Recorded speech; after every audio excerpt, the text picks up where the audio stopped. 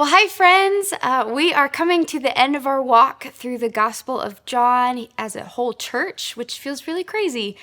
We as a staff have been preparing and planning and praying over this series for the past year. And so to be stepping into this last section of the book of John, it feels just like really bittersweet. But these last few chapters, they are kind of this culmination of the book of John. And it's the very thing, as you'll see over the next several weeks, the very thing that John has just been pointing to throughout his gospel. And that is the arrest, the crucifixion, and the resurrection of Jesus. And so today, as we dive into chapter 18 of the book of John, we get this sense as you read through it that the people, or most of the people present, are overwhelmingly uneasy and unsure about the events that are happening around them. There are just a lot of moving parts, as we'll see as we dive into it together. And the things that are happening seem to be going really, really well up until they're not. And it catches the disciples really off guard. And suddenly all of these things are shifting and changing, and evil, when we get to the end of chapter 18, evil appears to be winning out over good. But John told us from the beginning of his book in chapter 1 that the light shines in the darkness, and the darkness can never extinguish it. Some translations say that the darkness cannot overcome the light. And I think that this was something that the disciples probably needed to be reminded of where we find them in the Garden of Gethsemane in John chapter 18. Now remember, up to now, they have had this beautiful Passover meal together. Judas has left and he's gone back to the Pharisees to prepare to sell Jesus out. And so Jesus, he takes his remaining 11 disciples, these friends of his that he's grown to know for years now, and he takes them to the garden to pray. And as Jesus is finishing up this prayer where he prays for you and he prays for me and the world and the disciples, and he has this really hard conversation with the Father, he's gathering his disciples, and Judas arrives. And he shows up with what John describes as a contingent of Roman soldiers. It's this group of Roman soldiers and temple guards, and they're there to arrest Jesus.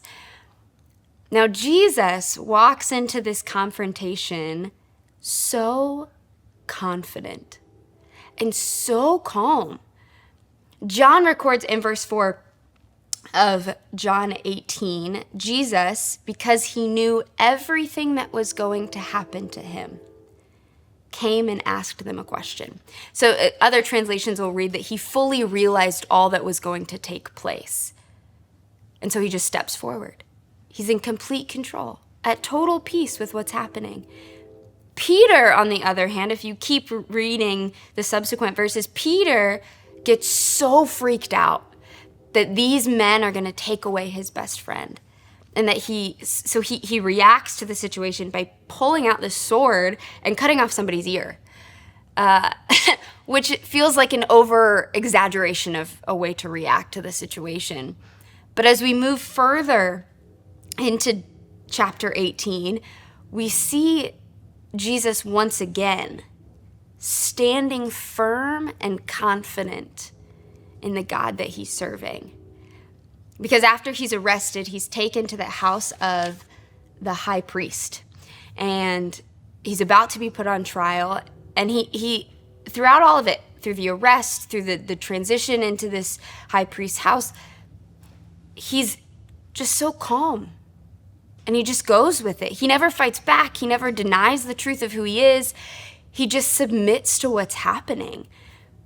And Peter, once again, our favorite, allows fear to overtake him and overtake the truth that he knows. Because Peter's been walking really intimately with Jesus for years now. He has heard Jesus teach. He's watched him perform miracles. He's heard Jesus talk about his own death and resurrection. But in this moment where he's just watched his best friend get arrested, and he's now watching him about to be put on trial, Peter just can't fathom a life without Jesus.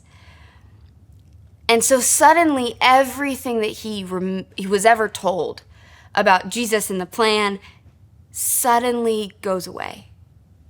The things that Jesus had told him, the truth that Jesus had spoken over him, the person Peter had declared Jesus to be the Messiah and the Son of God who was going to save us from our sins, all of that gives way to the fear that's inside of Peter's heart. Fear for his own life, probably fear for Jesus's life as well. And so at one point when Peter is sitting there in the courtyard of the high priest's home, 3 people ask him, "Aren't you connected to that Jesus guy?" And Peter denies any connection to him. And he ends up walking away feeling like a failure of a disciple. And so after Peter leaves the courtyard, John allows us a glimpse into this conversation between Jesus and Pilate, the Roman governor of the time. And once again, we see Jesus standing before the man who's about to decide his fate, life or death. And he just has this peace that doesn't make any sense. Jesus fully knows, right? Because we talked about that at the beginning of the chapter. He fully knows that this is about to be probably the most painful and heartbreaking night of his life. And yet, he never fights back. He never lashes out at people. He never corrects the terrible things that they're saying about him. He never denies who he is. In fact, look at what it says in verse 38 of John chapter 18. It says, "Then he," this is Pilate, "went out again to the people and told them, Jesus, this guy, he's not guilty of any crime. But you have this custom of asking me to release a prisoner each year at Passover. Would you like me to release this King of the Jews?" But the crowds shout back at Pilate, "No, not this man. We want Barabbas." Barabbas, for context, was someone who was fighting the occupation of the Romans in Israel. And he was doing it by any means necessary, even murdering people. So Barabbas was a terrible person, needed to be kept away from the general population. And Pilate, he gives in to the demands of the people and frees Barabbas. That's insane. In this conversation that we see too between Pilate and Jesus, we see Jesus's calm confidence. I encourage you to go and read it for yourself, because the peace that Jesus displays is so unique. And in Pilate, we see such a contrast. Pilate is someone who's so afraid of what people are going to think about him. Or he's so afraid of how the Jewish population is going to react to this decision about Jesus. And his fear, he, like Peter, lets his fear win out. And so he folds to what the masses have demanded of him. Even though it's a terrible decision, and even though you can make some assumptions that Pilate doesn't really think Jesus should be thrown in jail. Pilate doesn't really think that Jesus should be the one being crucified, but he agrees with what the people say out of fear. He lets his fear take over the situation. So I was sitting with this whole chapter, lots happens, a lot of crazy things, a lot of hard things.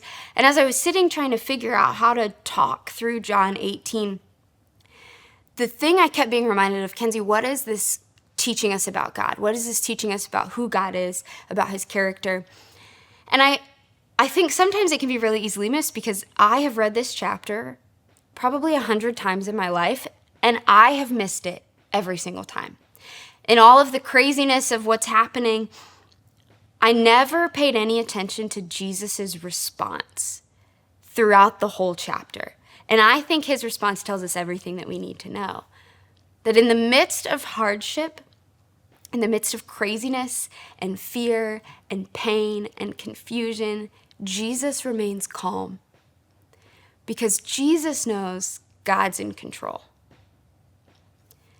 In Christian doctrine, we call that the sovereignty of God. It's the really churchy word for it.